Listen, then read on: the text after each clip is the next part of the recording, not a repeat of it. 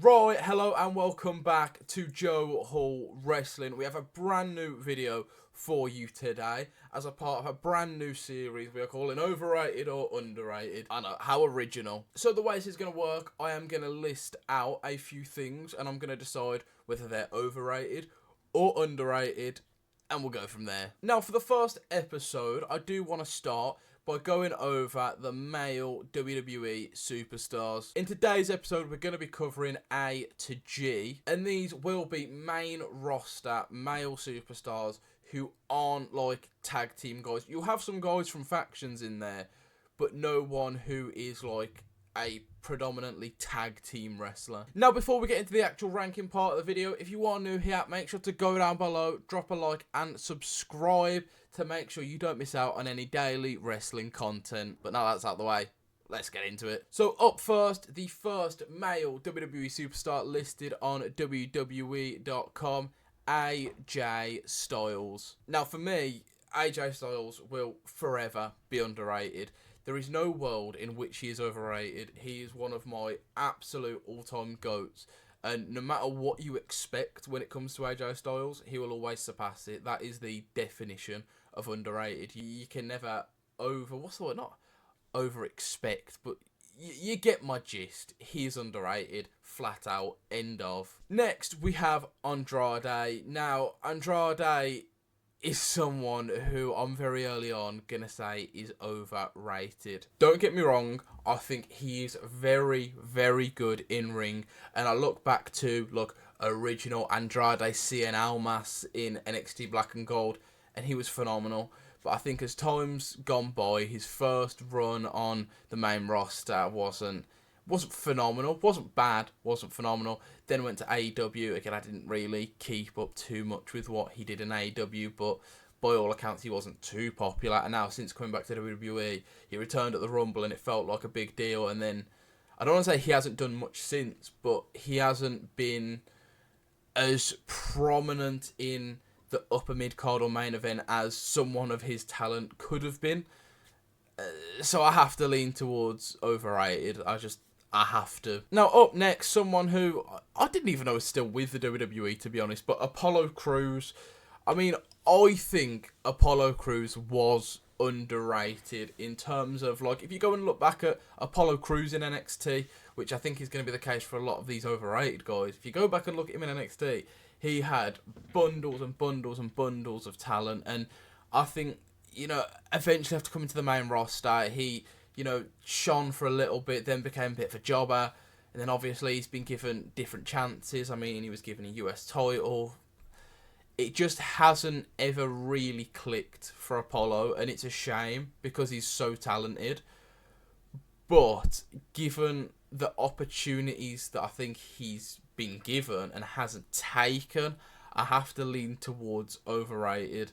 That's not to say he's not incredibly talented in ring, but again, like I said, I look at the opportunities and I don't know, maybe I'm wrong, but overrated. Now, the next one is Austin Theory, and I wasn't really going to include Austin Theory because he is kind of a tag team wrestler, with A-Town Down Under, but he is also an established singles wrestler, so I thought, why not? It makes sense to include him, and I think Austin Theory is massively, massively underrated. I mean, when Austin Theory really came through on the main roster, he was kind of Vince McMahon's little pet project in a way, and he got pushed far too much, far too soon. Early on he won a US title, early on he won the Money in the Bank. I think winning the Money in the Bank definitely didn't help him.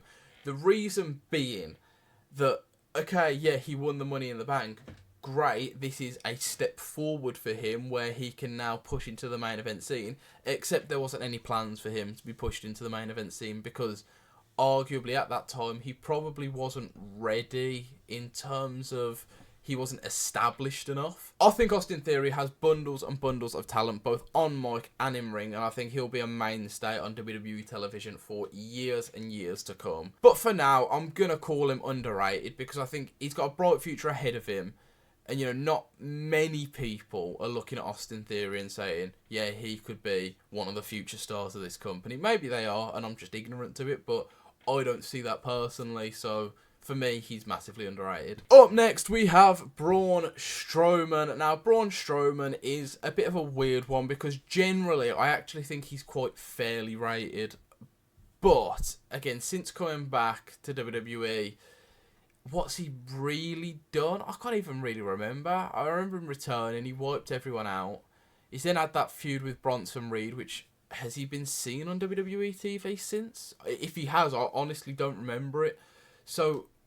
Just based off that, I'm going to have to lean towards overrated purely because I think people do really, really rate Braun. But if he's not been too memorable since his return, then is that rating fair enough or is it not? So I'm going to lean towards overrated just because as much as I think he is quite fairly rated, he's definitely not underrated. Following on from Braun Strowman, someone who was still listed as being on WWE's roster, Brock Lesnar. Now, Brock Lesnar, he's underrated, man. Again, say what you want about him, say what you want about the current controversy he's wrapped up in, but if we're talking strictly as a professional wrestler, Brock Lesnar is underrated. And the reason he's underrated is because whether you like him, whether you hate him, regardless, he will always impress. Brock very rarely puts on bad matches. His in-ring ability is genuinely like up there with the best. He is freakishly athletic, which everyone knows, but in-ring he can put on a classic. On the mic, again, he's never really talked a lot throughout his career, but on the mic he's very solid as well. And I think, like I said, I think because a lot of people don't like him or see that, oh, when he comes back, he squashes my favourite wrestler. He squashed Kofi Kingston. He squashed this person, squashed that person. I think that kind of makes a lot of people not really gravitate towards him, but he just is underrated, really, isn't he? Now, next, someone who I think in the past has been kind of alluded to being like the next Brock Lesnar, the future Brock Lesnar, that similar sort of vibe. It's Bron Breakker. Now, Bron Breakker is another one who, similar to, who was it? AJ Styles, that's who it was. Someone who physically can't be overrated because no matter what you expect of him, he will surpass that expectation. So, Bron Breakker instantly is underrated. He is phenomenal in ring. He's good on the mic. He's not great on the mic yet, but he's still young. He's still in the early stages of his career, so he has a lot of time to get better on the mic. And like I said, he will impress for years and years and years and years and years to come. Now, after Bron Breakker, we have someone who, if you had have asked me 6 months ago, overrated or underrated, I would have instantly said overrated. But now, I'm going to say underrated, and it's Bronson Reed.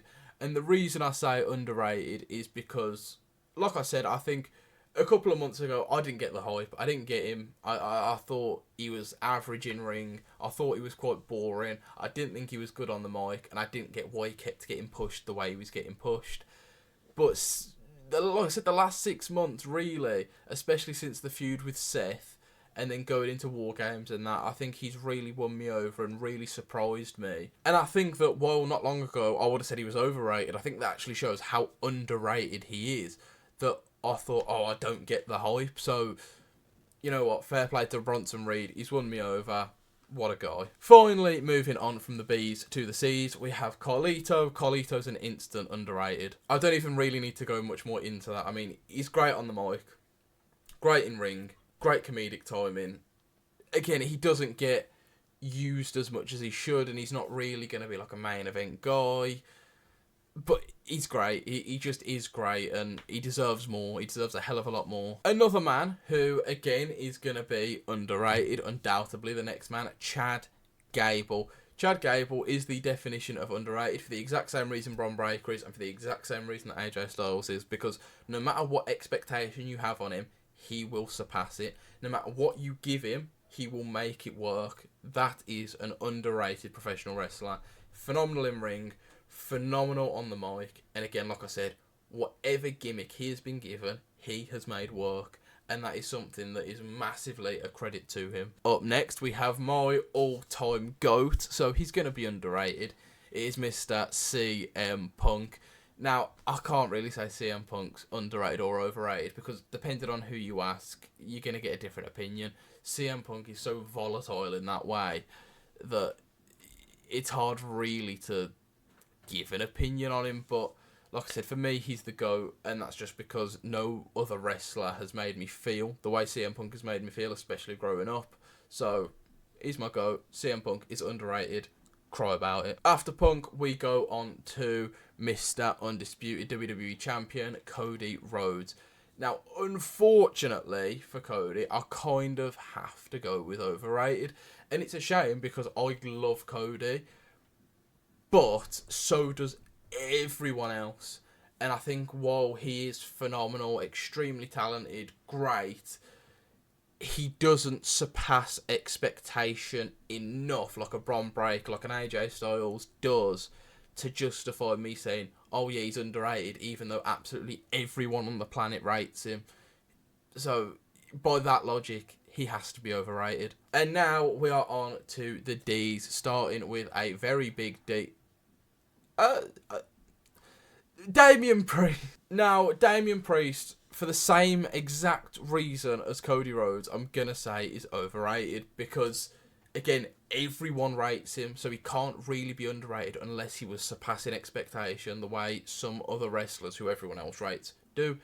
Damian Priest, you kind of know what to expect with him, and that's not to say that he doesn't have great moments. That's not to say sometimes he doesn't surpass expectation, because he can, but generally, on a general case-by-case basis, he's exactly what you expect. So by that logic, if I'm not doing fairly rated, because I think he is fairly rated, he has to be overrated. Next, we might just have the most underrated wrestler on this list, Dominic Mysterio. Dominic Mysterio is so good. Dom's ability to be a heel, play the funny character, everything is so good. And when he turns face, genuinely, that face run is going to be generational. I mean, he's starting to turn fans now.